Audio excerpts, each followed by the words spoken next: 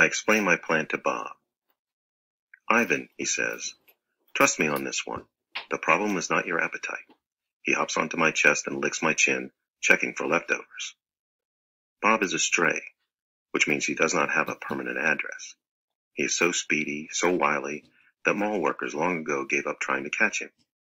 Bob can sneak into cracks and crevices like a tracked rat. He lives well off the ends of hot dogs he pulls from the trash. For dessert, he laps up spilled lemonade and splattered ice cream cones. I've tried to share my food with Bob, but he's a picky eater, and says he prefers to hunt for himself. Bob is tiny, wiry, and fast, like a barking squirrel. He is nut-colored and big-eared.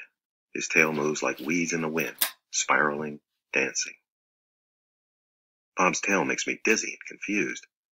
It has meanings within meanings, like human words. I am sad, it says. I am happy, it says. Beware. I may be tiny, but my teeth are sharp. Gorillas don't have any use for tails. Our feelings are uncomplicated. Our rumps are unadorned. Bob used to have 3 brothers and 2 sisters. Humans tossed them out of a truck onto the freeway when they were a few weeks old. Bob rolled into a ditch. The others did not. His first night on the highway, Bob slept in the icy mud of the ditch. When he woke, he was so cold that his legs would not bend for an hour. The next night, Bob slept under some dirty hay near the Big Top Mall garbage bins. The following night, Bob found the spot in the corner of my domain where the glass is broken. I dreamed that I'd eaten a furry donut.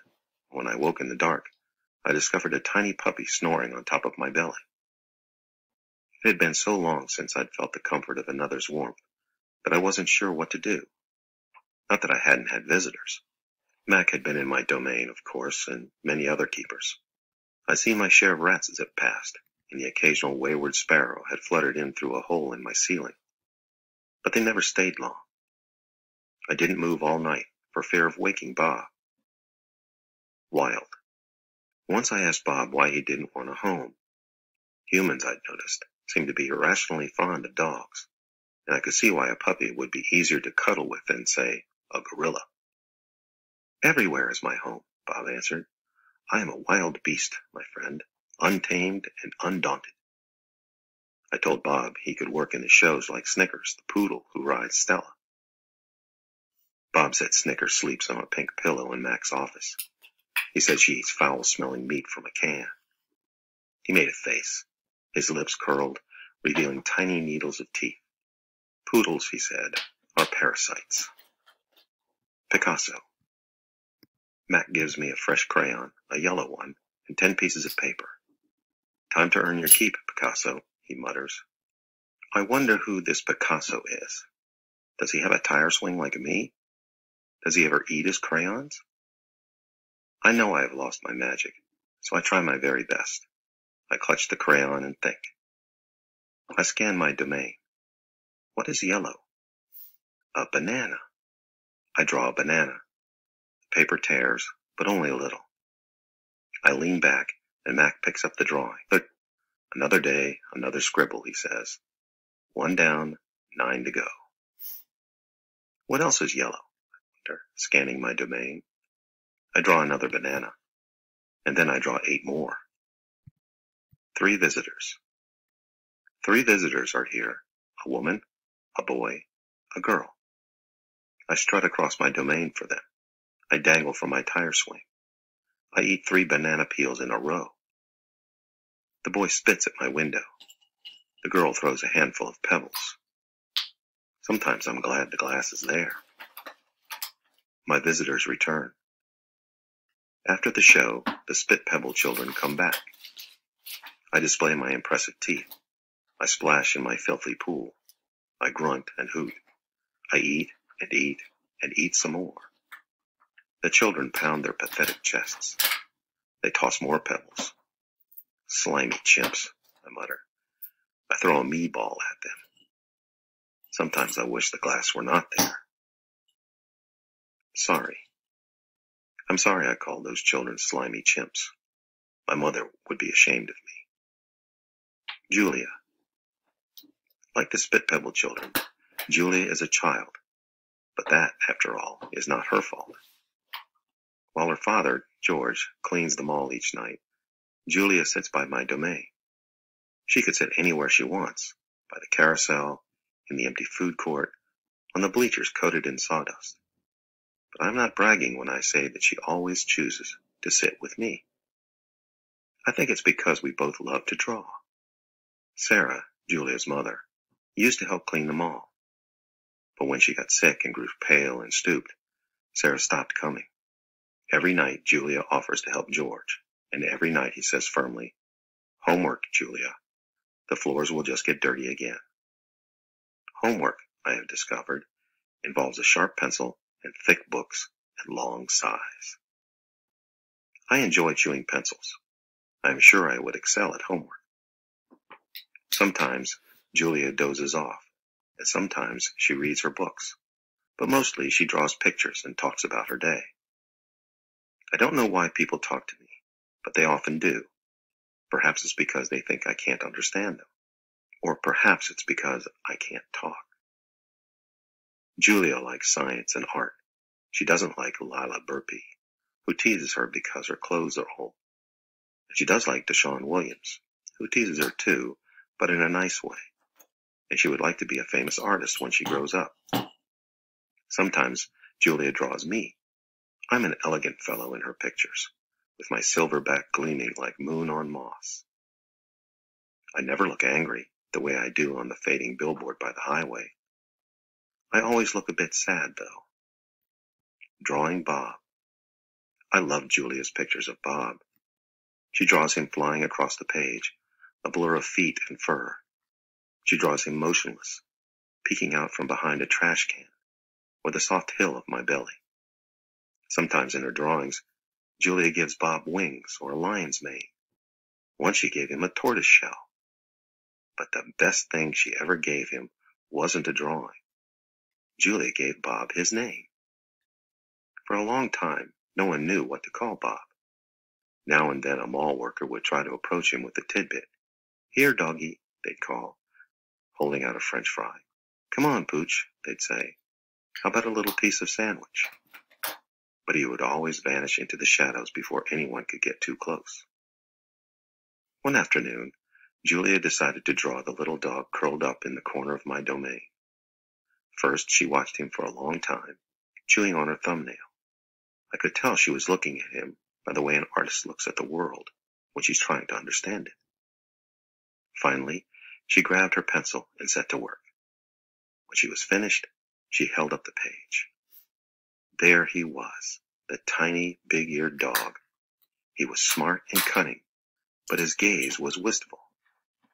Under the picture were 3 bold, confident marks, circled in black. I was pretty certain it was a word, even though I couldn't read it. Julia's father peered over her shoulder. "That's him exactly," he said. Nodding, he pointed to the circled marks. "I didn't realize his name was Bob," he said. "Me either," said Julia. She smiled. "I had to draw him first." Bob and Julia. Bob will not let humans touch him. He says their scent upsets his digestion. But every now and then, I see him sitting at Julia's feet. Her fingers move gently just behind his right ear. Mac. Usually, Mac leaves after the last show, but tonight he is in his office working late. When he's done, he stops by my domain and stares at me for a long time while he drinks from a brown bottle.